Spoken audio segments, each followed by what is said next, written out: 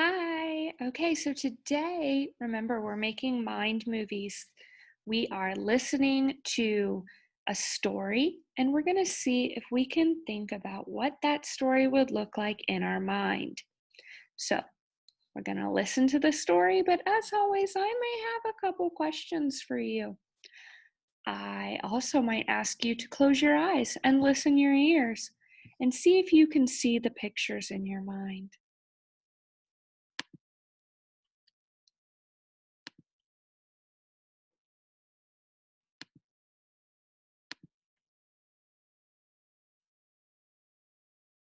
Meatballs, written by Judy Barrett.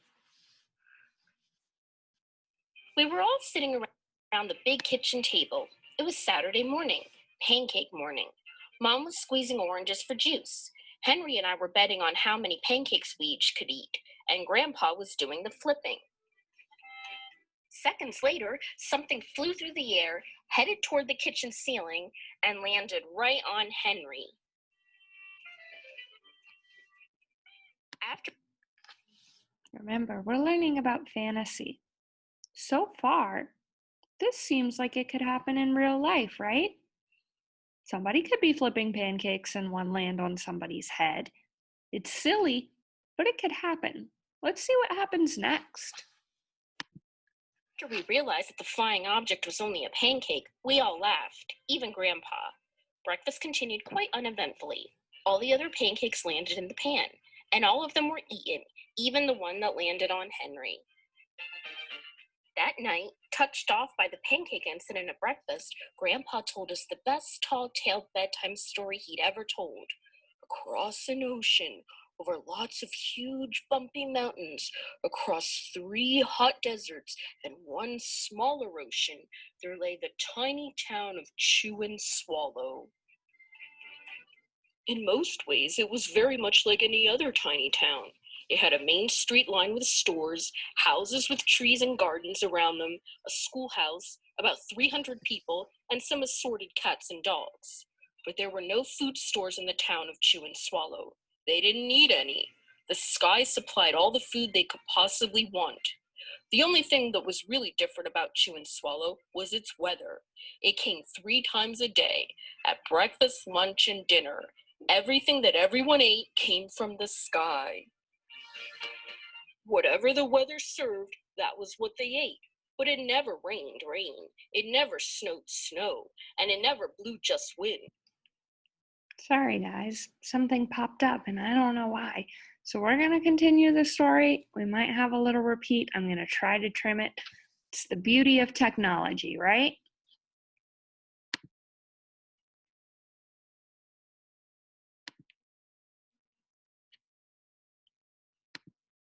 Back a little bit. Sometimes the wind blew in storms of hamburgers.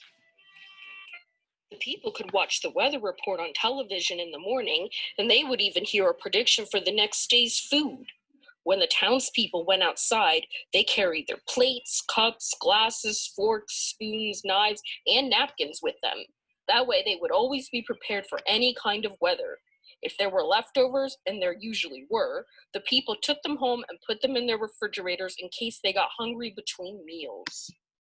Okay. I couldn't find fantasy earlier, but I think we might have found it. What do you think the element of fantasy is in this story? Yeah, there's no food that can come from the sky. That's make believe. The sky doesn't rain food, although sometimes I wish it would. That would be nice when I get hungry. This next part, I want you to close your eyes. Listen to the sentence without looking at the story. We'll go back and I'll let you see the pictures. But right now, I want you to close your eyes and see if your brain can picture what's going to happen as the author is saying the story. So let's do it together. I'll close my eyes and hit play. The menu varied. By the time they woke up in the morning, breakfast was coming down. After a brief shower of orange juice, low clouds of sunny-side-up eggs moved in, followed by pieces of toast. butter and jelly sprinkled down for the toast, and most of the time it rained milk afterwards. For a Even though I wasn't seeing the pictures, in my mind, I could picture orange juice coming from the sky. How did you picture the orange juice? I pictured it like rain droplets. Maybe you pictured it coming down in cups or in the whole container. Everyone's mind movie might be a little bit different, but we can see what happened. So let's go back and see if the artist who illustrated or drew these pictures had the same ideas as us.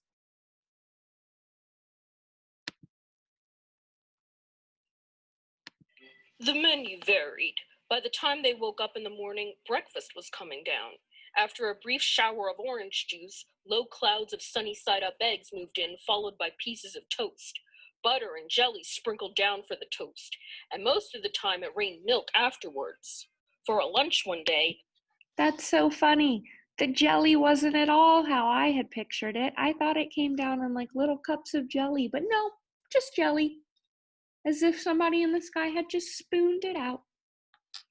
Let's keep going. Frankfurters, already in their rolls, blew in from the northwest at about 5 miles an hour. There were mustard clouds nearby. Then the wind shifted to the east and brought in baked beans. A drizzle of soda finished off the meal. Dinner one night consisted of lamb chops, becoming heavy at times with occasional ketchup. Periods of peas and baked potatoes were followed by gradual clearing, with a wonderful jello setting in the west. The sanitation department of Chew and Swallow had a rather unusual job for a sanitation department. It had to remove the food that fell on the houses and sidewalks and lawns. The workers cleaned things up after every meal and fed all the dogs and cats. Then they emptied some of it into the surrounding oceans for the fish and turtles and whales to eat.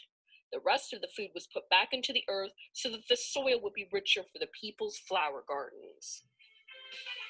Life for the townspeople was delicious until the weather took a turn for the worse. One day there was nothing but gorgonzola cheese all day long. The next day there was only broccoli all overcooked.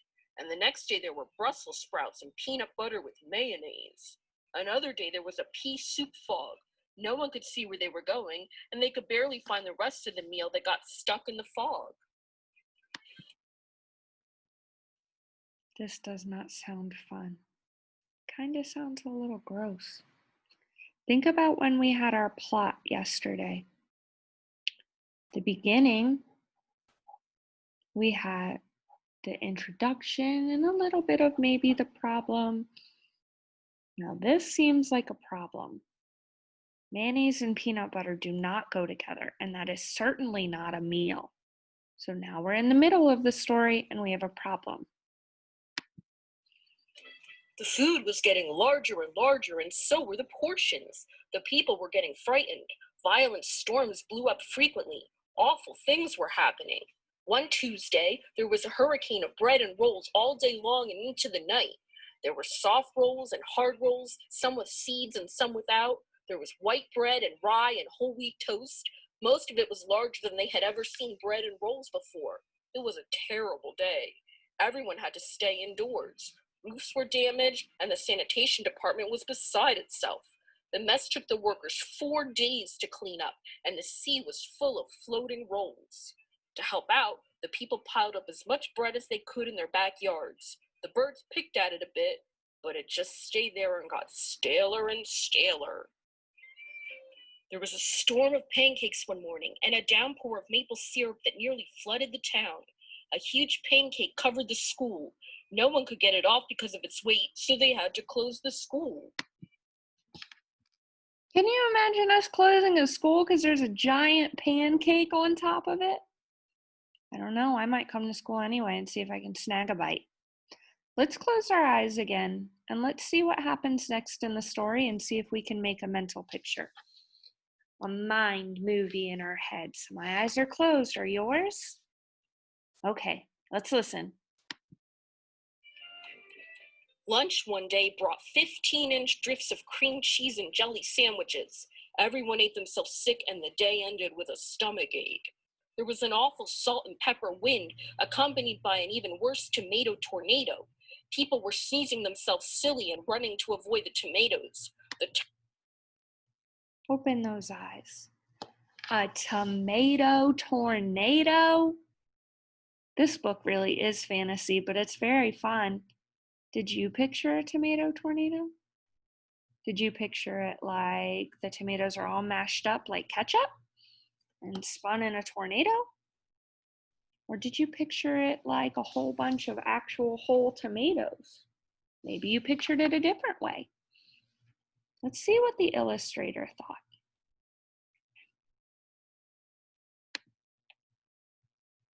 Drifts of cream cheese and jelly sandwiches. Everyone ate themselves sick, and the day ended with a stomach ache.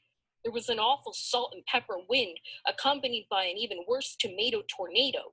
People were sneezing themselves silly and running to avoid the tomatoes. The town was a mess. There were seeds and pulp everywhere. The sanitation department gave up.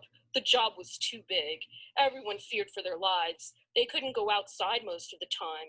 Many houses had been badly damaged by giant meatballs. Stores were boarded up, and there was no more school for the children. So a decision was made to abandon the town of Chew and Swallow. It was a matter of survival. The people glued together the giant pieces of stale bread sandwich style with peanut butter, took the absolute necessities with them, and set sail on their rafts for a new land. After being afloat for a week, they finally reached a small coastal town which welcomed them. The bread had held up surprisingly well enough for them to build temporary houses for themselves out of it. Children began school again, and the adults all tried to find places for themselves in the new land. The biggest change they had to make was getting used to buying food at a supermarket. They found it odd that the food was kept on shelves, packaged in boxes, cans, and bottles. Meat that had to be cooked was kept in large refrigerators. Nothing came down from the sky except rain and snow. The clouds above their heads were not made of fried eggs. No one ever got hit by a hamburger again, and nobody dared to go back to Chew and Swallow to find out what had happened to it. They were. So now we're at the end of our story. We had a problem. The food was getting way too big, way out of hand, and it was hurting people and their houses. This was getting too much. How did they solve their problem? Yeah, they left, right? They all got on their bread boats and they left the town of Chew and Swallow. That's how they solved their problem. Let's think about the very end. Too afraid. Henry and I were awake until the very end of Grandpa's story. I remember his goodnight kiss. The next morning, we woke up to see snow falling outside our window. We ran downstairs for breakfast and ate it a little faster than usual so we could go sledding with Grandpa. It's funny, but even as we were sliding down the hill, we thought we saw a giant pat of butter at the top, and we could almost smell mashed potatoes. The end. I like that story. I especially like how the author chose to use certain words so that we could use them in our minds. Raining orange juice. We can picture that because we used raining. We know what rain looks like, and orange juice, we know what orange juice looks like. So the author chose to use those words so that our mind could make up a better movie. Isn't that awesome?